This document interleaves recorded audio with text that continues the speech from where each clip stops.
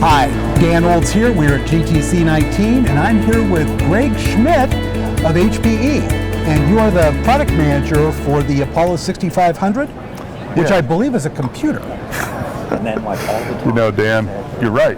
The Apollo 6500 is indeed a computer. Just comes through, doesn't it? We all have our strengths. We do. We're going to talk about something a little different today. You know, we are. Oftentimes at technology companies, we get so wrapped up in the technology that we stop to think about the outcomes and how it relates to people and their everyday lives. Yes. So, you know, earlier we were speaking about how does this impact you, Greg, and how might it impact me and my family.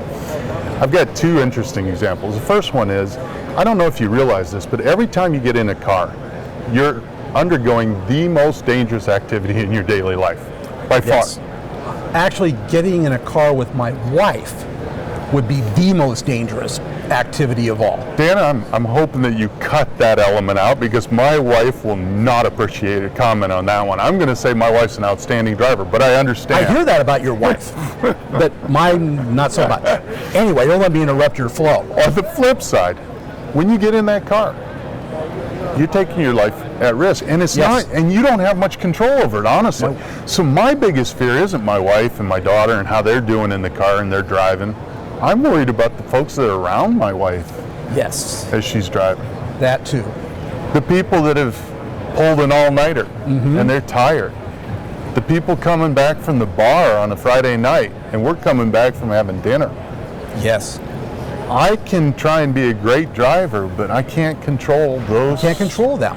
So with the evolution of AI, I'm working with companies around the globe on autonomous vehicles. And the one that I'm really waiting for, and that I hope gets done before my daughter gets her license, is the autonomous car.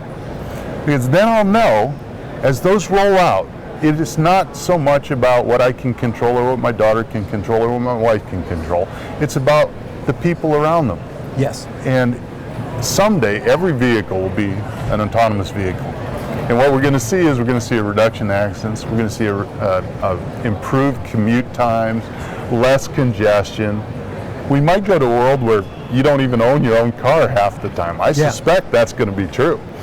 And at the same time, you won't have to worry about your wife and daughter getting somewhere when they get on the road to come and meet you for dinner. That's right. They'll just show up, and you'll be sitting there, and if they're a little late, you won't be worrying, did they get out the door okay? Did they get on the road okay? The car it's will just, probably oh heck, they probably were a little slow getting out the door. Yeah, car will probably tell you that they're going to be a couple minutes late. I'm really looking forward to that sense of security, and we're going to deliver that. HP, Hewlett-Packard Enterprise, is working with companies around the globe to deliver that sense of safety and security in your future. Now, the other one that is as important, maybe more important, is we were talking about how AI is going to impact medical issues. Sure.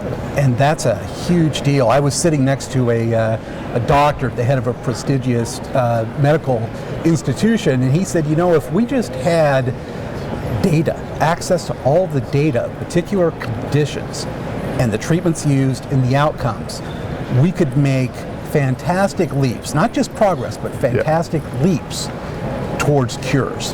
The human body is the most complex machine on the planet. Doctors are human. It's really hard to be a mechanic for a machine like us. And the same guy said to me that your doctor is only as good as the last article he read, the last bit of research he's read. And can remember. Yes. Think about the challenges. They're working long hours. They've got new technology changes all the time. They've got to see enough number of patients to satisfy, pay their bills, get the work done, cover their nurse's salary, etc.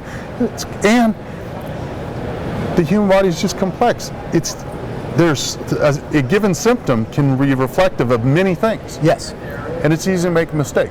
Yes. Take medical imaging. I'm working with a couple of companies that do really sophisticated medical imaging, right?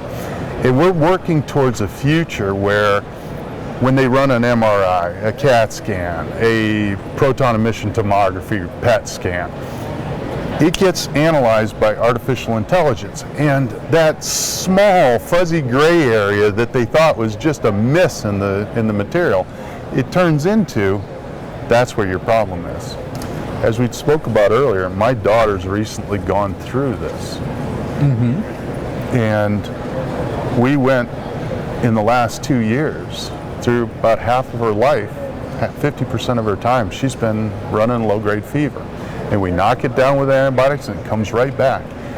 And we've gone through multiple ear, nose, and throat specialists, multiple radiologists, multiple primary care physicians, and no fault found. Wow. For years. 2 years running now. Wow. So this last 3 months, we found somebody that just refused to give up and worked with us.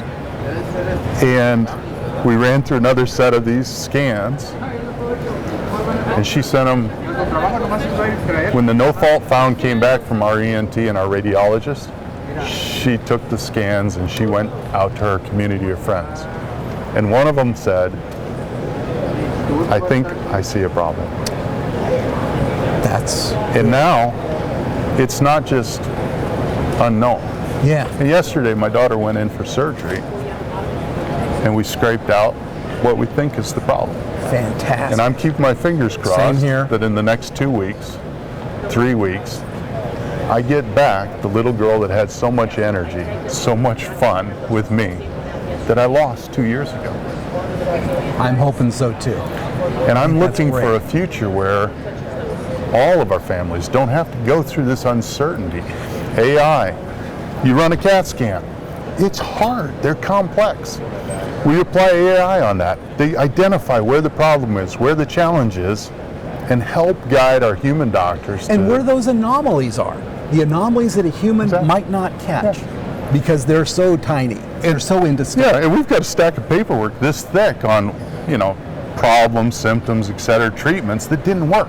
Yeah. Imagine a world where we turn that data into a machine, scan it in, it's automatically kept up to date as the doctors go in the future. As they talk to us, the machine captures with natural language processing what the doctor says the problem is, what we're supposed to do, when we're supposed to come back, and helps us through that process. What the all the while while it's worked. Yeah, all the while it's capturing it. It's going back into the system. Yes. Going through the artificial, the AI convolutional neural networks, the deep learning, right?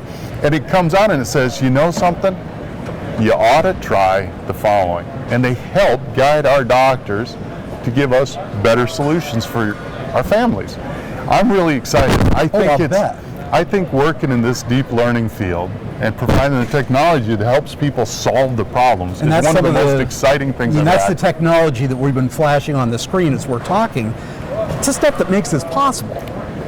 And ultimately it's about, we are going to solve problems that have been too complex to solve before. And we're doing it in a way that delivers better outcomes for everyone. Now we talk about it as though it's high performance computing and it's GPU accelerators and all that, but ultimately it's about outcomes for people. That's the bottom line of all of this. And it's something that people lose sight of. We lose sight of in talking about the technology because it's easy. This is 2x faster, that's 4x faster. And I get excited about my product. I love to talk about my product. I like the high fast stuff too. I gotta admit that. But this has been fantastic for you, sort of opening the door to what the real world outcomes, including being brave enough to share a real one from your life. Sure. Fantastic stuff. I think we all have stuff like this that we look forward to. And HP, Hewlett-Packard Enterprise, NVIDIA, our partners Mellanox, we're working together to build a better world. Fantastic. Thank you, Greg, for the time. I appreciate it.